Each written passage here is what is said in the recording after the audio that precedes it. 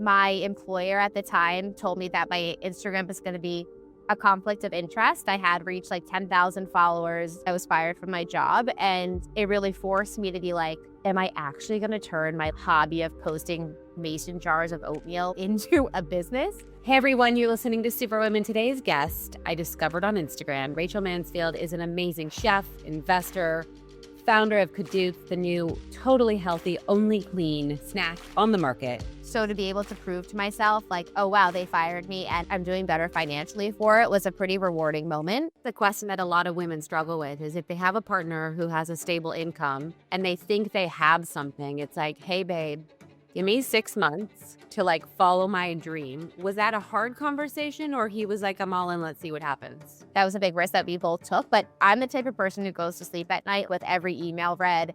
My to-do list is as much as I could possibly do, and I won't sleep till it's done.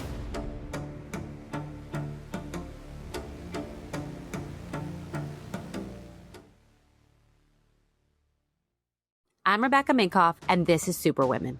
Each week, inspiring women are interviewed to uncover the unexpected journeys, the challenges, and the unwavering spirit that makes them powerful. Get ready to be motivated by stories of resilience and discover the keys to unlocking your own potential. Rachel, welcome to the podcast. You are a dream guest of mine ever since I discovered your amazing gluten-free bagel recipe that I, as someone who is gluten-free and can't find anything good, was like, yes, something that tastes good. Thank you so much. It is like honestly a dream for me to be here. I am so excited. So my Explore page is filled with every food. I love watching food. I love cooking. But I'm curious, when you started out, this was clearly before it became like a phenomenon. Like, what was your goal in what you started? And did you know you wanted to be in this space? Yeah, it's a great question. So not really. I used to work at a like better for you beverage company before running my own business. And when I was there, I was the assistant to the CEO and founder. And it was when bloggers were starting to become really popular, like 2013, 2014, around there. I used to send out product to bloggers and ask for them to like post about it and like if they want to use it in a recipe or just like try to get exposure. And I kept saying how like bloggers are the new celebrities. And then I had such a passion at the same time for making like delicious recipes that would taste good, but also like make you like feel good. Like I didn't want someone just to think that they had to drink green juice and like eat salad and eat vegetables to like satisfy their cravings and like eat quote healthy, which I know is like a loaded phrase. But I wanted to have like banana breads and overnight oats and healthier desserts. And I started just having fun in the kitchen. And I started sharing my recipes on my Instagram. They always had oatmeal in it. I just like loved anything with oatmeal. And I started posting recipes on there. My employer at the time told me that my Instagram was going to be a conflict of interest. I had reached like 10,000 followers. I wasn't really making much money, maybe $50 a post here or there. And I was caught off guard. I was fired from my job. And it really forced me to be like, am I actually going to turn my like hobby of posting mason jars of oatmeal like into a business? I just got married and gave myself 6 months to see what I could do. And knock on wood, I haven't looked back. And now it's been over 10 years. Let's take a look at that snapshot of 6 months. You gave yourself 6 months. What were sort of your parameters for this is actually working? Because I feel like there's been certain endeavors I've taken that, whether it is, I'll give an example, like a newsletter. I'm like, I'm just going to give this a year. And then, it didn't grow the way I wanted or whatever. And then all of a sudden, boom, it exploded. I'm like, if I had given up the week before, that explosion wouldn't have happened. I'm curious, your time horizon, what were sort of your knowing that this is going to work? And if it had been 6 months in a day, would you have been like, okay, I tried it for 6 months and that's it? That's so true. And no one's ever asked me that. Like, I don't even know where 6 months came from. I was sitting at a pizza place and I was sitting with my mom, my dad, and Jordan, my husband. And we just had kind of said 6 months, like, give it half a year, see what you could do. And it was really like, can I A, grow my brand and like reach more people? And B, can I find a way to monetize this? Yeah. And I was fortunate enough to collect unemployment for those 6 months. So I had some cushion. I've always been a saver. Like I moved home after college. I moved in with my grandparents. Like I've always like lived below my means. So I had some cushion. And Thankfully, like Jordan had a stable job in accounting, so we had income. I started my own consulting company at the time for like influencer marketing and like helping brands like grow their online presence. And within 6 months, I had already like surpassed my income at my last job. So at that point, I just kind of knew like, oh, wow, working for yourself, like if you really like put yourself out there and try, like I couldn't believe that how much more money I was making, especially because I felt so undervalued and undercompensated at my last job. So to be able to prove to myself like, oh wow, they fired me and I'm doing better financially for it was a pretty rewarding moment. So I would say for me, it was really just like, can I like help support our family Yep. while working for myself? I think that's a question that a lot of women struggle with is if they have a partner who has a stable income and they think they have something, it's like, "Hey babe, give me 6 months or a year to like follow my dream." Was that a hard conversation or he was like, "I'm all in, let's see what happens?" He was all in. And like looking back, I'm like, that was like really patient of him. And he's not a risk taker. And I think that is a big risk. That was a big risk that we both took. But my mom and Jordan always say, like, I'm like a sure bet. I'm like very reliable in anything you ask me to do. Like, if you needed me to help you out in some way, like pick up your child for you after school or drop something off for you, like, it's always taken care of. And I think that when I said, like, I'm on this, like, I'm going to grow my brand or I'm going to find another job, Jordan knew that like I won't sleep till it's done. Like I'm the type of person who goes to sleep at night like with every email read. My to-do list like is as much as I could possibly do. And my parents like just never had to worry about it. So I think Jordan just knew that like I'm not going to sit there and sulk and self-pity and just like expect to like live off of him, that I would like try to make something of myself. Yeah. It's interesting because I have a really good friend who basically had a very similar scenario, but the resentment her husband had towards her during the years of her building, now she surpasses his income. Wow. And he's still like upset, like I supported you for this long. And I'm like, bitch, she makes more money than you now. You know, she funds your life. Like there are those scenarios out there that can be hard for women and you need that supportive partner. And clearly it's paid off in spades. Yeah, and also like it kind of like the tables turned a few years later because my husband worked in like accounting and then finance and was miserable at his job. So he left his job to come work with me. So I like helped support him while he was finding his dream. Yeah. And I think that that was like, you know, we've been together since college. So we're just like, we're like best friends and life partners and in love, blah, blah, blah. But like, I think that like we just know we're always there for each other. And I would just, yeah, we would never view it as that, Yeah. thankfully. No, that's good. That's much healthier. Yeah. Yeah. Hey everyone, sorry for the quick pause. I want to share something really exciting. Superwomen has a brand new YouTube channel. It's still under construction, but big things are coming in 2026. You'll find past episodes, new episodes, and some bonus content I cannot wait for you to see. Just search Superwoman Media on YouTube and hit subscribe so you don't miss a thing. Okay, back to the pod. So when you started out, clearly you had enough consulting clients and then your following grew, your influence grew. Then you become a mom. Then you have an investment fund. Then you have cookbooks. Then you have a product line. Talk me through how you've been able, you don't look like someone that suffers from complete and total exhaustion. Maybe you scream into the pillow next to you. I don't know. But how have you been able to scale yourself, your brand? Have you given those projects timelines? Like if this doesn't succeed by this time, then I'm dropping it. I have never given myself a timeline for any of my other projects. I think that I never want to get too comfortable and I never want to put all my eggs in one basket. I think there's a lot of creators out there where it's almost like a flash in a pan where they have one viral reel or TikTok and all of a sudden they're famous overnight. And that wasn't the case for me. Like it took me 10 years to get to like 1 million followers on Instagram. It was a very like, it was a marathon, like a slow climb, which really makes me like view things very differently. Where like if influencer marketing left tomorrow, I'm not like screwed. Like I have other businesses, I have other incomes, like sure brand partnerships like is a huge part of our income. I'll be okay. And I think that like as I've grown as a person and like become a mom and like grown my business, I just see like you can't get too comfortable. So every like 2 to 3 years, I've always started something new. So I think about 3 years into my website, I wrote my first cookbook. Then a couple years after that, we started investing in brands personally. Then a couple years later, we started our venture fund.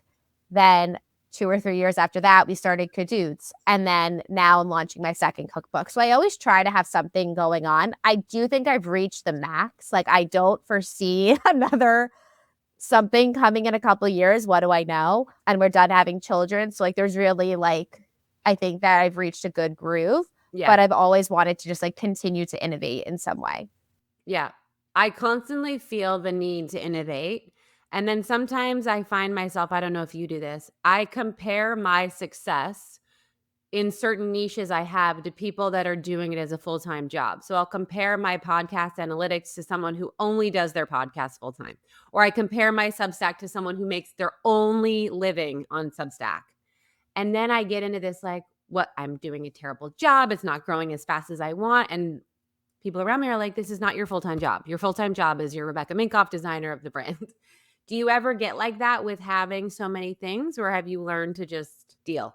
I mean, you saying that like makes me feel so much better because I'll look at my Substack and I'm like, okay, it's been a year. I thought I would have grown this a bit more by now. Like, I had a podcast. I put it on pause like indefinitely. I honestly just, it wasn't bringing me as much joy. That was actually the only thing that I've ever like stopped doing that I've started. Unless something's like not bringing me joy or I'm not having fun doing it, I'm not going to do it then. Even if it's like not that successful for me, if it's like bringing me happiness and I'm doing it because it like, as I would tell my one of my kids, like, it fills up my bucket, it fills my cup, I'll continue to do it because even if there's like, I'm making this number up, like 15,000 people out there that are reading your newsletter, that is a lot of people. And like, yeah, sure, it's not six figures. It's not, you're not like the number 5 in food or fashion or whatever on Substack, but you're still reaching people. And there are 15,000 people that are enjoying it. And I think I've just learned to accept that, like, I always say this too, between motherhood and work, like there's some days that I'm going to suck at being a mother and at my job, I'm so much better at my job that day and vice versa. Like some days I'm all in with my kids. I'm the class mom. I'm at the Valentine's Day party. Then I'm doing this and I'm really behind in work. And I think I've learned to accept that in other ventures within my businesses too. But if I know that I can't do something well and it's not bringing me joy, that's when I stop doing it. Yeah. I still do things that sometimes don't bring me joy because I haven't hit my You haven't reached your max. What is something you're doing that doesn't bring you joy, but you keep doing it? Well, my mom asked me a really good question the other day. She said, if providing for the lifestyle of your family and whatever was fine, you didn't have to worry about it permanently for like the rest of your life, what would you do all day? I love that. And I was like, I would throw this away and I would just go back to the design room and just focus on the craft and the slowness and make in Italy. And it's not to say I don't enjoy any of what I do. I love it. But I would make that my full-time focus rather than a part of my focus. And she was like, "That's really interesting. Is there a way you can go do that?" I was like, "Well, I don't know. I don't know if I have a customer who wants to pay $700 for an Italian-made bag, but like I dream about it, you know?" Yeah, they also say that like if you could really pick the thing that you like to do that brings you that joy, like you should try to outsource the other things so like you're not doing all of them, which I'm horrible at outsourcing. But that's interesting. Like I would throw away my phone in a heartbeat. When someone tells me they're not on Instagram, I'm like, I'm so jealous. I know. What a nice life. Like, I do it every night. I doom scroll every night for at least an hour, but I also Same. wish I didn't do that. Or I also wish I didn't have the pull to like, "Oh, I gotta post right now or else." Yeah. I started scheduling posts a lot, which helped. And for me, like my best performing posts are at night, which like I used to be out to dinner with friends and it would be like 7:30 on a Saturday night and I'd be going to the bathroom Right. to like post my reel, test the like automated response so that the person gets the recipe in their DMs. And my friends at first would be like, what is she doing? Because I don't like being on my phone at dinner. So it makes me look like antisocial. But now I started like scheduling things so that I don't have to like be on my phone and I want to live in the moment. If I have a really good TV show, I won't look at my phone. So I'm like constantly trying to find a TV show to watch that like really gets me in.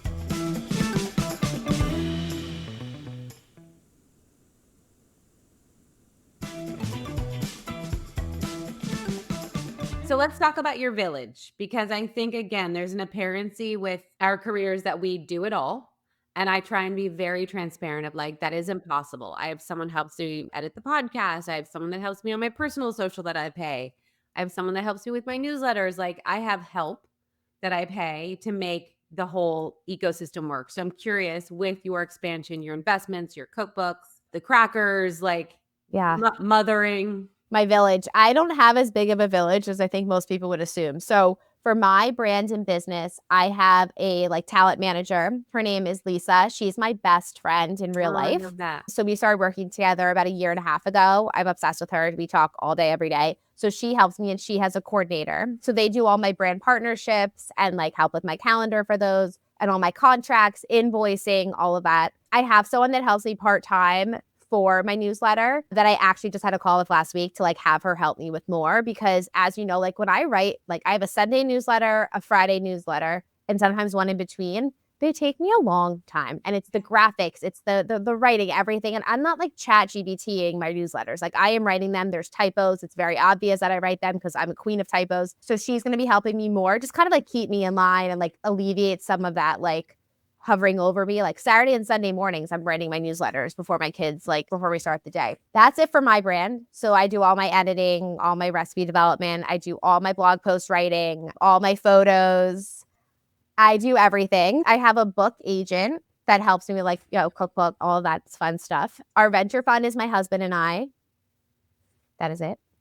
And then Kadoots, there are 3 co-founders, myself, my husband Jordan, and Kiva, who is the managing partner of Selva Ventures. So it's the 3 of us. We are the only 3 full-time unpaid employees because we're a startup and most people don't really take, most founders don't take a salary for a little bit. And we have like a retail advisor. We have like a PR team that like we outsource. We have a lot of like third party. Yeah. But it's a very lean, very scrappy team. I have a nanny that has been with us for like over 4 years now. So she helps with our kids and she's not a live-in nanny. She comes in the morning.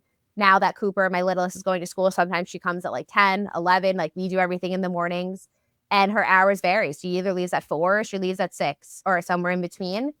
And that's it. Like I don't have a housekeeper. I clean my floors every night. Like I'm doing my dishes. I'm definitely a very like low key human, but I did have said in other interviews that 2026 is the year of outsourcing. So hopefully if I talk to you, when I talk to you again in a year, I'm going to have more people. My mom and my dad are almost like my therapists.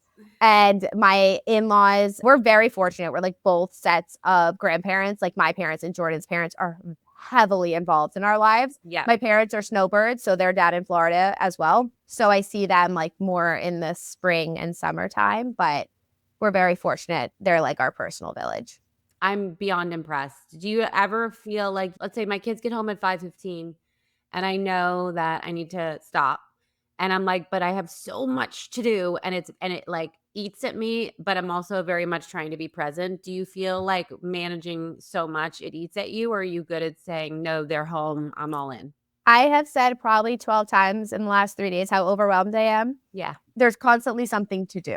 Yeah. There's constantly something to do. And kind of like what I said before, like some days I'm going to be so much better at one of those things than others. Okay. So speaking of to-do lists, your second book is coming out when? Tell us about it. What made you want to go back? Because having written a book, I'm a little scarred, not from the writing of it, because that was therapeutic, but the launching and I'm so happy book you tour. said that because that is the most stressful part. And I don't think enough authors like admit that because my first book came out the week of COVID. It was like early 2020.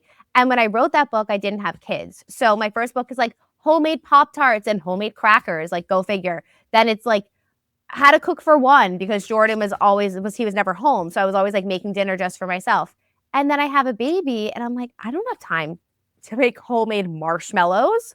Like, who do I think I am? Yeah. And I had a hard time like promoting my first book because it wasn't like relative or like applicable to the life that I was living when it came out. It took me 4 years to like have the urge to write another book and then 6 years to really like get it to like I'm ready for it to come out into the universe. So it's called More Please and it's your mealtime survival guide. It is like your best friend in the kitchen because it's not set up like a traditional cookbook. The chapters are like what to make with a box of pasta because you could do so much more than just like boil pasta and put some tomato sauce and like Parmesan cheese on top. Like I have like a 1-pot pizza mac and cheese. I have a garlicky beef and broccoli lo mein. Like all these things that you can make that you probably don't realize using pantry staples, like what to make with a pound of ground meat because I always have ground meat in my freezer, whether that's turkey, beef, chicken, anything.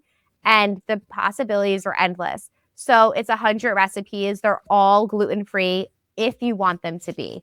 Between More Please, my recipes, and Caduceus, like they're all gluten-free. I feel like gluten-free could be polarizing. So if someone's not gluten-free, I don't want them to be like, those aren't for me, because they are. Just use regular pasta. You could use like flour tortillas. Like I try to make my recipes adaptable for anyone's lifestyle. I appreciate that. I feel like there's not enough people doing, like, I have a friend that owns several Italian restaurants. I was like, "There's no gluten-free on your menu." She's like, "I just don't believe in it." That's interesting because we went to Don Angie's. My husband has celiac. We're like always like looking for gluten-free options. And like we went in being like, oh, he's not gonna be able to eat any pasta. And like even they had gluten-free pasta. Really? Like, That's new because it wasn't yeah, that way when I went there. really? Yeah. Yeah, they had a lot of gluten-free stuff on the menu. And I was like, wow, this is actually like appreciated. And like my middle son is also gluten-free. He hasn't tested positive for celiac yet, but he gets very sick. Like his Yeah. stomach gets sick. He's like, it was a whole disaster this summer, and we eliminated gluten and he was a different child. I think a lot of parents, like they stress out about what to feed their kids and what to feed their family. They think they have to make 3 to 4 different meals or however many, like kid food and then adult food. And in our house, it's food. I don't like make my kids something and then me something else unless it's a night that I'm going out for dinner or I'm not home. I want to like hold people's hands in their house and show them like you can make this and like adapt it for like how you want to eat it and how your kids want to eat it. Yep. And so when does the book come out? August 4th. Oh, you have some time. I have time. But Is the since pre-order link up? Can we pre-order yeah, it? yeah, it's Yeah. been available for pre-order since January 4th. I wanted to announce this like as early as as my publisher and editor would let me, because with Caduceus coming out, like announcing that around the same time, Yeah. it really just like ties in everything together. We're like, that's a ready to eat product. And then also like, this is like how you can cook in your kitchen. I mean, I'm doing like a cooking event, like with the Skim next week for my book. Like there's just been so much, like I want people to like know what's coming. And especially with cookbooks, there's so many cookbooks, and like, why is mine different from other people's? Like why it's a great addition to the ones you already have. And I want enough time to like tell that story. Yeah. And I think people underestimate how many times you have to talk about it. Still, people are like, I didn't know you wrote a book. And I'm like, oh my God, I feel like I guess I'm not talking about it enough. I think sometimes it's kind of what they say, like when it comes to introducing a food to your child, like you have to like see something X amount of times before you would like actually like want to buy it or like remember it or whatever it may be. So that's why so many authors, like they announce their books so far in advance. And it takes so long to write the book that I started this in 2024. And like the fact that it's just coming out now, like I've been so excited to share it. For a lady listening or gentleman, I don't have many male listeners. What would you say if they wanted to emulate an aspect of your career or all of it? What would you say is something that might help get them out of their like, okay, I need to start? Believe in yourself. Even if your idea or like something you want to do sounds silly, if you just believe in yourself, like you can do it. People used to make fun of me for like making something to eat or being at a restaurant and then taking pictures of it and like posting it on the internet. And it's like I listened to them, like I wouldn't be in the position that I am today. So many founders have been like, don't start your own company. And then other food vendors, don't get into the food industry. And like, listen, I didn't want to start a snack company. I felt like I had to start a snack company because there's just no one making what a product like what we're making. And like, if I had listened to other people, I wouldn't be where I am today. Just tune people out. Listen to your gut. I always follow my gut. Same. Trust your gut. That's one of my chapters in my book that no one's heard of. I've heard of it. I mean, I've also been like an original groupie. So Well, thank you for saying you're a groupie, because once I made those bagels, I was hooked. So thank you. You'll like, I have a high protein cinnamon raisin gluten-free bagel recipe in my next book, in More Please, and I'm obsessed with them. I'm like a sweet person. There's no refined sugar in any of my recipes either, so it's like very lightly sweetened, and they're just so perfect. And like my bagels, like they live in my freezer. Yeah, all so the time. Easy. Yeah, so easy. So where can people find you, follow you, buy the book, all the things? So I'm on Instagram at Rachel Mansfield. My next cookbook is More Please. I'm on Substack as I think it's More Please, or could be my name too, Rachel Mansfield, More Please. And then we didn't really get to talk much about Caduceus, but if you want to buy gluten-free crackers that are organic, have 5 grams of protein, and they're gluten-free too, we're at caduceus.com. Okay. And also you can buy them in certain stores. So we're launching in a nationwide retailer in June that I can't disclose yet, but it'll be 1,500 stores. So in the meantime, our website is the best place to find it, and Amazon. Awesome. So I know what you're going to be focusing on in May and June with launching in a national retailer. I think people are assuming that's like, oh, it's so easy. And you're like, oh no, it's a whole new level of marketing that you're probably preparing for. Tomorrow, I looked at my calendar from truly 10 to 6. I think I have like a 15-minute break to eat lunch. I am on calls preparing for this launch. Like, we have to build like the infrastructure for the whole team. That is where I'm going to start outsourcing. My village is starting to come into play. So what is Cadoots? Cadoots is the next generation kids snack company. So when we launched our VC fund, we told all of our investors that we were going to find healthy kids snack companies. And we found like a couple that we like, especially within the baby space, but we fell short and we couldn't find someone that was making those like salty, maybe sometimes sweet, delicious, crunchy, shelf-stable snacks. So we decided to launch Cadoots. And honestly, I didn't realize it was going to be as much of a project as it is. And I sound so silly saying that, but it took us 3 years to formulate the product.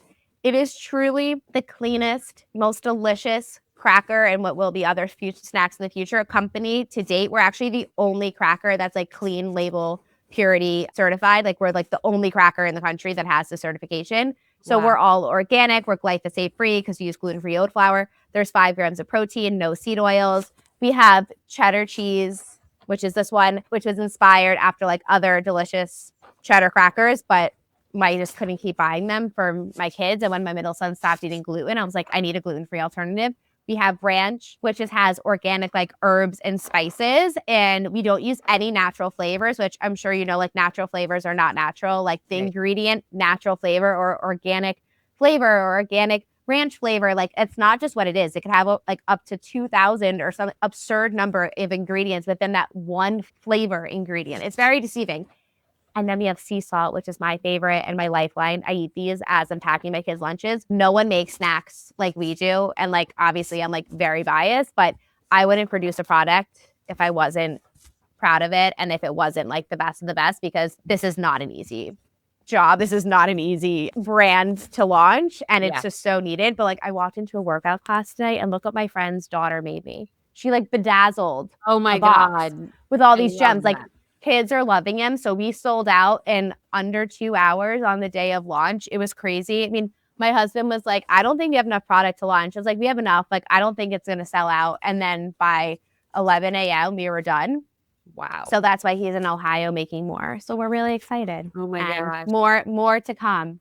No small feat, dude. So many people who get to your level will take an easier route and have someone make it for them. No. Not if you want it to be as pure. And, you know, I approached the purity level with my perfume and it was like crazy. Like, it can't have this, it can't have this, it can't have this, it can't have this. And it was just like, they were like, well, then it's not going to make any money. And I was like, well, then I'm not going to do it. That was the exact meeting we had with our R&D team. And they were kind of like, Rachel, this is absurd. Like, you can't do all of this. And I did have to bend one thing, but it wasn't major. I wanted to put organic vegetable purees in it for like an added veggie serving. And it just like wasn't working. So I did have to get rid of those. But I was like, I'm not sacrificing on the seed oils. I'm not sacrificing on organic. I needed these to be gluten-free so that like anyone could eat them. And they're nut-free, they're school safe. They check all the boxes of like what a health conscious parent's looking for. And they're gluten-free. Like you said, I think you said you were gluten-free. So I'm gluten-free, yes. And when I'm not gluten-free, I pay the price heavily. So it's very select. It's like, is this croissant going to be the best thing I've ever eaten? Or is this pasta at Don Angie like worth it?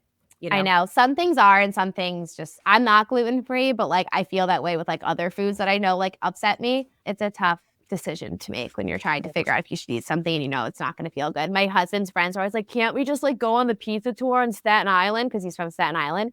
And I'm like, he's not coming home after. Like, he's going to be on the toilet for days, and I'm not taking care of him. Like, send him like a little goodie bag of like pizza snacks. That's why I'm like, we can't the bros, they just don't understand, you know? Oh my God. Oh my God. Well, thank you so much for all you do, providing amazing recipes, coming on here and launching Cadoots. My household will be switching immediately. Thank you. And thanks for coming on. Yeah, thank you for having me. This was so fun. Thanks so much for watching today's episode. Before you head out, I want to invite you to my brand new YouTube channel for all things Superwomen.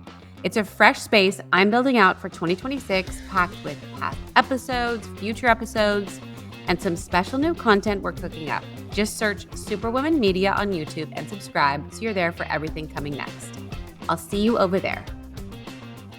Thanks for listening to today's episode. If you've enjoyed it, take a second to rate and review the show wherever you're tuning in. It really helps others find the podcast. You can follow me on Instagram at Rebecca Minkoff and at RM Superwomen, or for a slice into my personal life at Becky Minkoff. And don't forget to check out my book, Fearless, The New Rules for Unlocking Creativity, Courage, and Success. See you next week.